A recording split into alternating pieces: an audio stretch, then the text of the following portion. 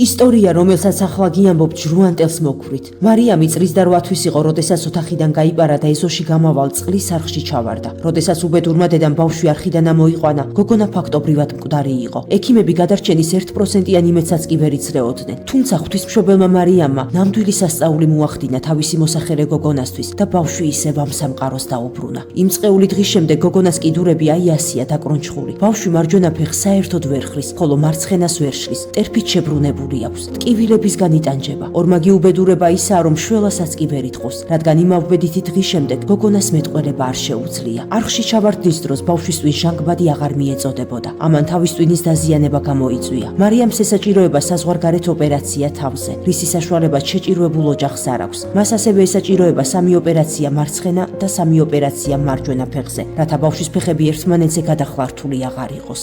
სრულიად თუ ვერ გაიაროს, ჯოხითაც მაინც გაიაროს ბავშვმა. ყოველთვის ხომ ჯამთელი არა ვარ მე. მინდა რომ ბავშვი დამოუკიდებელი იყოს და მის თავს მან მიხედოს. მარტო კი არა, ყველას ბავშვი კარგად აპყოფოს ხომ ერთმა.